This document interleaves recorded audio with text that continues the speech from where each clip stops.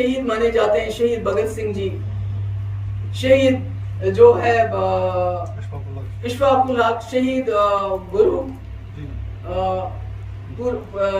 کیا گرو راج گرو جی، ان کو آج بھی لوگ مناتے ہیں. آج ہم 15 اگست مناتے ہیں، ہم 26 جنوری مناتے ہیں. کیوں مناتے ہیں؟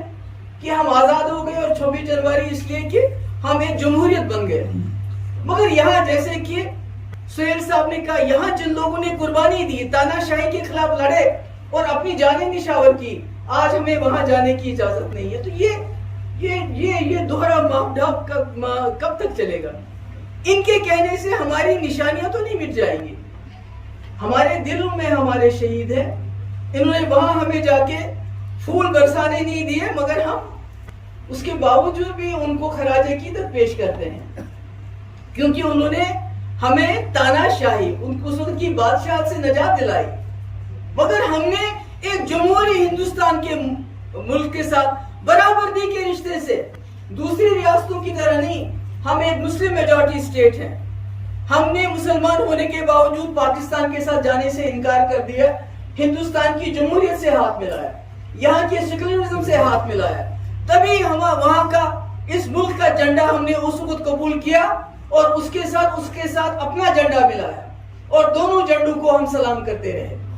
مگر آج یہ گھر میں گھس کے ہمارے گھروں میں جھنڈے لگاتے ہیں. ارے جھنڈا لگانے کوئی یہ گھس کے مارنے والی کیا بات ہے؟ کیا کوئی؟ یہ تو ہر جھنڈے کی، ہر ملک کے جھنڈے کی جو ہے ایک عزت ہوتی ہے. سب لوگ عزت کرتے ہیں جھنڈے کی، مگر ایک گھر میں گھس کے جھنڈا لگانے سے یہ کیا تماشا ہے؟ یہ تو خود اس جھنڈے کی عزت نہیں کرتے، خود کہتے ہیں ہمیں بھگوا جھنڈا چاہیے، ہمیں ترنگا نہیں چاہیے، اور ہمیں یہاں آ کے سبق سکھاتے ہیں. تو میں آپ سب کی بہت شکر گزار ہوں، آپ کی شکر گزار ہوں. خالد صاحب کے تو بہت دیر سے ہم پیچھے پڑے تھے، کبھی کوئی بہانہ، کبھی کوئی گمانا، پھر اللہ تعالیٰ نے ان کے گھر میں مبارکباد کیا ان کا، اس وجہ سے بھی کچھ دیر رکے پڑے. تو مجھے ضرورت ہے آپ لوگوں کی، کیونکہ یہ کہتے ہیں کہ باجی نے یہ کیا، باجی کچھ نہیں کر سکتی اکیلے. اکیلی آواز میں کوئی دم نہیں ہوتا ہے. جب تک آپ کہیں گے ہم کیا کر سکتے ہیں. دیکھیے آپ اس وقت کچھ کر رہے ہیں، نہیں کر رہے ہیں. میرے خیال میں نے تو اپنی زندگی میں ایسے حالات کبھی نہیں دیکھے، پر مجھے نہیں لگتا ہے کہ جو ہم سے بھی بڑے ہوں گے انہوں نے بھی کبھی 1947 سے لے کے آج تک جو ایسے حالات کبھی دیکھے ہوں گے. بہت مشکلات میں ہیں، خاص کر 2019 کے بعد جو یہاں ایک ظلم کا ٹانڈو شروع ہو گیا ہے، وہ رکنے کو رکتا نہیں ہے. کسی نہ کسی طریقے سے جموں کشمیر کے لوگوں کے اوپر جو ہے کوئی نہ کوئی ظلم کسی نہ کسی شکل میں روز ہوتا رہتا ہے. ایسا لگتا ہے کہ جب پلوامہ میں جو ہوا تھا، مجھے نہیں معلوم کیا ہوا تھا، پر ہمارے کئی جو نوجوان جو ہے اس میں شہید ہو گئے تھے. اس کے بعد ایک ڈائلاگ چلا تھا، بہت ہی سستے قسم کا ڈائلاگ کیا تھا کہ ہم گھر میں گھس کے ماریں گے. مجھے نہیں معلوم وہاں بالا کوٹ میں کسی کو انہوں نے گھس کے مارا نہ مارا، پر جموں کشمیر میں 2019 سے لے کے آج تک ہم لوگوں کے ساتھ صرف وہی ہو رہا ہے. ہمارے گھروں کے اندر آ کے ہمیں ایجنسیز کے ذریعے، چاہے وہ NIA ہو، چاہے وہ ED ہو، چاہے وہ CBI ہو، چاہے وہ دوسری ایجنسیز ہو، ہمارے لوگوں کو پریشان کیا جاتا ہے. ہمارے لوگوں کا گھر سے نکلنا محال ہو گیا ہے، مصیبت ہو گئی ہے. جو یاترا ہوتی تھی یہ ہمارے لیے خوشی کا پیغام ہوتا تھا. مجھے معلوم ہے ہم چھوٹے بچے تھے تو ہم انتظار کرتے تھے کہ یاترا کب ہوگی، تاکہ ہم پہلگام جائیں اور وہاں دیکھیں یہ جو آتے ہیں سادھو سنت، ان کو دیکھیں، وہ جو رات کو آگ جلاتے ہیں اس کے ارد گرد بیٹھتے ہیں، دن کو کیا کرتے ہیں. مگر آج اسی یاترا کو انہوں نے ہمارے لیے وبال جان بن گیا ہے. یہ یاترا ہندو مسلم بھائی چارے کا ایک بہت بڑی نشانی ہوتی تھی. یہ ہماری جو اکانومی ہے اس میں بھی جو غریب لوگ ہیں جو وہاں مزدوری کرتے ہیں ان کے لیے بھی مددگار ثابت ہوتی تھی. مگر آج جس طرح سے BJP نے اس کو یاترا سے کم بلکہ ایک سیاسی ہتھ کنڈا، ایک پولیٹیکل جو ہے ایشو بنایا ہوا ہے کہ جیسے جموں کشمیر کو فتح کرنا ہے. اس لیے آگے نہیں دیکھو، پیچھے نہیں دیکھو. جو ابھی حال ہی میں اننت ناگ میں مجھے معلوم ہے ایک چھوٹا بچہ، نوزاد بچہ مر گیا، کیونکہ گاڑی کو پاس ہی نہیں ہونے دیا. جب تک اس کی ماں ہسپتال پہنچی وہ مر گیا تھا. وہ بچہ جو ہے ہسپتال سے نکلتے ہی مر گیا.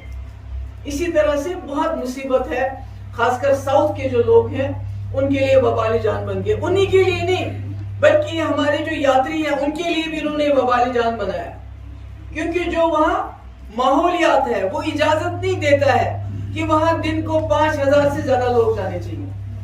جس طرح خالد صاحب آج آئے، مجھے بہت خوشی ہے، جوان ہے، یہ پڑھے لکھے ہیں، اور ان کو ہمیں ایسے جوانوں کی ضرورت ہے، ایسے پڑھے لکھے لوگوں کی ضرورت ہے. یہ جو تحریک ہے، کیونکہ PDP کوئی جماعت نہیں ہے. مفتی صاحب اس ملک کے ہوم منسٹر بنے تو ان کو وزیر اعلیٰ بننے کی کیا ضرورت ہے؟ مگر وہ اس وقت جموں کشمیر کے حالات دیکھتے ہوئے انہوں نے یہ جماعت بنائی. انہوں نے سوچا کہ کانگریس میں بات کرتے ہیں تو شکایت دلی چلی جاتی ہے، اور دوسری جو جماعتیں ہیں وہ شاید یہاں کے لوگوں کی دل کی زبان کی بات نہیں کر پاتے ہیں. تو ہم نے 99 میں یہ پارٹی بنائی. یہ ایک تحریک ہے، اور اس تحریک نے وہ کر کے دکھایا جو کسی نے نہیں کیا. اور 3 سال میں ہم نے مظفر آباد اوڑی راستہ کھولا، جو ایک خواب تھا. مفتی صاحب کا یہ خیال تھا کہ جو اوڑی ہے اس کو میں ایک ماڈل ٹاؤن، ماڈل کانسٹیٹوئنسی کے علاقے پہ اس کو ڈیولپ کروں گا، تاکہ جب باہر سے لوگ آئیں گے ان کی آنکھیں کھلی کی کھلی رہ جائیں گی کہ یہ کیا ہے. یہ جو ہندوستان کے ساتھ جموں کشمیر نے ہاتھ ملایا ہے، وہ جموں کشمیر کیسا ہے، اس کا اوڑی شہر کیسا ہے. مگر بدقسمتی سمجھ لیجئے، مجھے نہیں پتا لوگوں کی بدقسمتی شاید ان کو اتنا موقع نہیں ملا اس خواب کو پورا کرنے کا. مگر ابھی بھی وہ خواب جو ہے انشاءاللہ اگر ہم اکٹھے ہو جائیں گے تو ہم اس خواب کو پورا کریں گے. مجھے سمجھ نہیں آتی ہے، جب جنگ لڑنی ہوتی ہے تو وہ جموں کشمیر کے بارڈروں پہ لڑی جاتی ہے، جب گولے برسانے ہوتے ہیں تو وہ ہمارے بارڈروں پہ ہوتے ہیں. مگر جب کاروبار کرنا ہوتا ہے تو وہاں پنجاب میں جو بارڈر ہے، واگا بارڈر، وہاں کاروبار ہوتا ہے. پر ہم بولے ہمارے ایک چھوٹا سا کاروبار ہم نے شروع کیا تھا، اس کو بھی بند کر دیا، اس کو بدنام کر دیا. آج گجرات کے سمندری جہازوں میں اربوں خربوں روپے کی ڈرگز پائی جاتی ہے، پر اس کو تو بند نہیں کیا جاتا ہے. مگر ہم کو غلط الزام میں ہمارا کاروبار یہاں سے بند کر دیا. تو یہ چیزیں ہیں ہماری، یہ ہماری اپنی چیزیں ہیں. ان کے لیے لڑنا ہے، ہم نے جموں کشمیر کے تشخص کے لیے لڑنا ہے. آج ہمارا شہیدوں کا دن تھا. ایک قدرتی ماحول کا ہوتا ہے، انہوں نے ہزاروں کی تعداد میں وہاں لوگ بھیج دیے. نتیجہ یہ ہو گیا کہ جب کلاؤڈ برسٹ ہو گیا، ابھی تک معلوم نہیں ہمیں، کیونکہ یہ بتا نہیں رہے ہیں سچی بات. یہ صرف 15-16 لوگوں کی بات کر رہے ہیں، مگر جتنے لوگ غائب ہیں، جس طرح موٹر سائیکل وہاں سے نکلتے ہیں، جس طرح گھوڑوں کی لاشیں نکلتی ہیں، خچروں کی لاشیں نکلتی ہیں، اور جتنے لوگ غائب ہیں، اس سے لگتا ہے کہ نقصان جانی بہت زیادہ ہوا ہے جتنا یہ بتاتے ہیں. پر کیوں؟ ان کی ہٹ درمی کی وجہ سے. ان کو جیسے جموں کشمیر میں ہمارے یاتریوں کو نہیں آنا تھا، ہمارے مہمانوں کو نہیں آنا تھا، بلکہ جموں کشمیر میں کوئی چڑھائی کرنی تھی. 7 لاکھ آئیں گے، 8 لاکھ آئیں گے، 2 مہینے چلے گی یاترا. جبکہ ان کے پاس ایک رپورٹ ہے. ایک کمیٹی بنی تھی، جب پہلی بھی یاترا میں اسی طرح ایک حسانیہ ہو گیا تھا. ایک رپورٹ بنی تھی کہ یاترا میں ماحولیات کو نظر رکھتے ہوئے 6000 سے 5000 سے لوگ دن کو نہیں جانے چاہیے. 1 لاکھ سے زیادہ لوگ نہیں جانے چاہیے، اور ایک ہی مہینہ یاترا ہونی چاہیے. مگر یہاں جہاں آپ گاؤں گلیشیر کو دیکھیے، وہاں 300 400 500 لوگ دن کو جا سکتے ہیں، اس سے زیادہ اجازت نہیں ہے، کیونکہ وہاں بھی ماحولیات کو خطرہ ہے. مگر یہاں چونکہ جموں کشمیر ہے، یہ ان کو لگتا ہے یہ ہمارا نہیں، یہ شاید پڑوسی کا کوئی کسی کا یہ یہاں پر علاقہ ہے.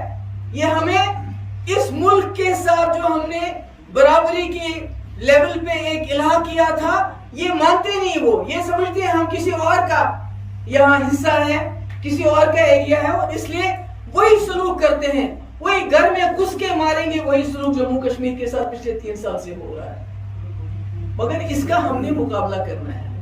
ہم بالکل خاموش ہو جائیں گے، کچھ بھی نہیں کہیں گے، بولیں گے اب جو ہو گیا سو ہو گیا، ایسے نہیں چلے گا. کیونکہ اگر ہم نے یہ سوچا کہ ہمارے ساتھ جو ہو گیا سو ہو گیا، خدا ناخواستہ ہمارا وجود مٹ جائے گا. ابھی ہماری زمینیں جا رہی ہیں، کچھ آرمی کو، کچھ انڈسٹری کے نام پہ، کچھ کسی اور کے نام پہ. اس کے بعد ہماری نوکریاں جا رہی ہیں، پتہ نہیں کہاں سے لوگوں کو لا کے یہاں نوکریاں دے رہے ہیں. اب ہمارے پاس کیا بچا ہے؟ اپنا آپ ہی بچا ہے، اپنی شناخت بچی ہے. کوئی ہے، کوئی داڑھی رکھتا ہے، کوئی ٹوپی لگاتا ہے، کوئی لڑکی جو ہے حجاب کرتی ہیں. ہماری زبان ہے. تو اگر ہم نے اس کا مقابلہ نہیں کیا تو ہمارا یہ وجود بھی مٹ جائے گا، اور ایک وقت آئے گا تو بولیں گے وہ جو کشمیری ہوتا تھا. کشمیری کا مطلب صرف کشمیری بولنے والا نہیں ہے، اس میں گجر بھی ہے، پہاڑی بھی ہے، جموں کا ڈوگرا بھی ہے، ہمارا سردار بھائی بھی ہے. بولیں گے وہ کیسا ہوتا تھا، وہ کون سا لباس